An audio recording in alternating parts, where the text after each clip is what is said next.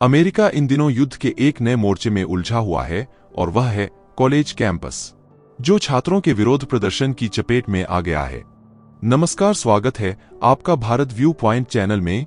आज की वीडियो में हम अमेरिका में हो रहे छात्रों के प्रदर्शन पर मीडिया में हो रही रिपोर्टिंग के बारे में शॉर्ट एनालिसिस करने जा रहे हैं।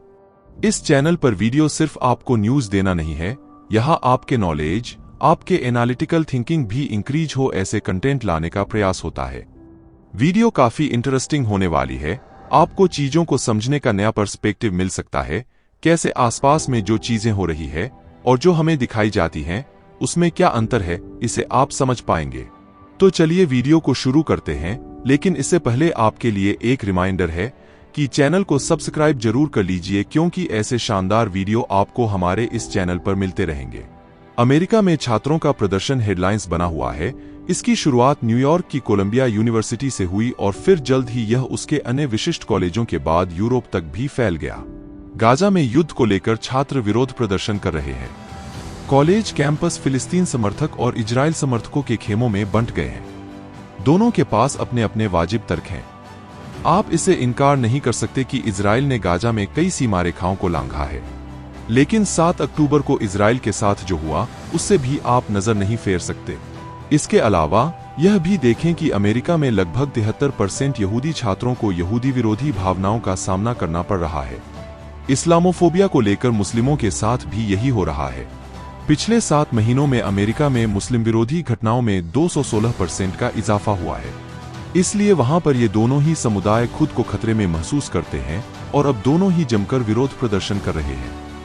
हिंसक टकराव हो रहे हैं। छात्रों के निलंबन और गिरफ्तारियों की 2000 से अधिक घटनाएं हो चुकी हैं। अमेरिका से सामने आ रहे दृश्य काफी नाटकीय हैं। शील्ड्स, बैटन्स और स्मोक बमों से लैस पुलिस जो इस तरह से दंगों के हालात में ही तैनात होती है, देर रात तक चलने वाले प्रदर्शन, फसाद और फिर छात्रों को हथकड़ियों में घसीटा जाना। यह अमेरिका है जिसे स्वतंत्रता की धरती कहा जाता है, और वहां कॉलेज परिसरों में पुलिस के द्वारा हिंसक छापे मारे जा रहे हैं। सोचिए, अगर ऐसा किसी और देश में हो रहा होता तो तब अमेरिका नैतिक भाषण देने और उस पर प्रतिबंध तक लगाने के लिए तत्पर रहता। उनका मीडिया तीखे संपादकियों से भरा होता।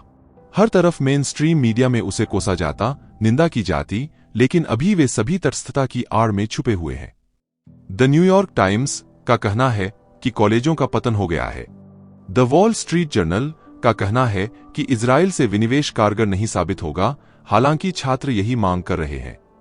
मीडिया में छपने वाले लेख छात्र आंदोलनों का सूक्ष्म विश्लेषण करते मालूम होते हैं, लेकिन जब किसी और देश में विरोध प्रदर्शन होता है तब उनका यह संतुलन कहां चला जाता है। जब दिल्ली में छात्र प्रोटेस्ट करते हैं तब ऐसी कोई बारीकियां नहीं दिखलाई जाती। तब तो यह बेकसूर छात्र बनाम बुरी सरकार की कहानी बना दी जाती है। जब मॉस्को में छात्र आंदोलन होते हैं तो वहां भी यही रवैया दिखलाई देता है। तब इसे युद्ध विरोधी छात्र बनाम दुष्ट पुतिन की तरह दर्शाया जाता है। भारत ने हाल ही में एक टिप्पणी की जो कि अमूमन की नहीं जाती है। इसमें विदेश मंत्रालय के प्रवक्ता ने इन दोहरे मानदंडों की निंदा की। विदेश मंत्रालय ने कहा, हर लोकतंत्र में अभिव्यक्ति की स्वतंत्रता, जिम्मेदारी की भावना, सार्वजनिक सुरक्षा और व्यवस्था के बीच सही संतुलन होना चाहिए। लोकतंत्रों को विशेष रूप से दूसरे लोकतंत्रों के लिए भी यही समझ दिखानी चाहिए। आखिरकार हम सभी का मूल्यांकन इस बात से किया जाता है कि हम घर पर क्या करते हैं, न कि हम विदेश में क्या कहते हैं। और यह बात सिर्फ दूसरों को भाषण देने के लिए नहीं है, काफी महत्वपूर्ण बात है और इसे हर देश को सीखना चाहिए। अमेरिका का नाम लिए बिना भारत ने एक सधा हुआ संदेश दे दिया है। दूसरी तरफ अमेरिकी अधिकारी इन प्रोटेस्ट्स के लिए कैंपस से बाहर के तत्वों को जिम्मेदार ठहरा रहे हैं। यहाँ पर एक बार फिर आपको अमेरिकी पाखंड के दर्शन होते हैं। जब एशिया या अफ्रीका के विश्वविद्यालयों में आंदोलन होते हैं तो हर प्रदर्शनकारी एक छात्र होता है। तब वहां पर कोई एक्टिविस्ट, राजनेता या विदेशी साजिशकर्ता नहीं होते। लेकिन अमेरिका में जब ऐसा होता है तो उनकी मीडिया को इसमें विदेशी ताकतों का हाथ दिखने लगता है। तो एक सवाल आप बिल्कुल पूछ सकते हैं कि इंटेलिजेंस एजेंसी क्या कर रही है। दुनिया की टॉप इंटेलिजेंस एजेंसी हर तरह की सुविधाओं से लैस, तो फिर यह तो होना एक शॉकिंग बात है और इसे आसानी से माना भी नहीं जा सकता है। इनमें से अधिकतर प्रदर्शनकारी वामपंथी रुझान वाले हैं। वे राष्ट्रपति बाइडेन के वोटर बेस का हिस्सा हैं, इसलिए बाइडेन संभलकर चल रहे हैं।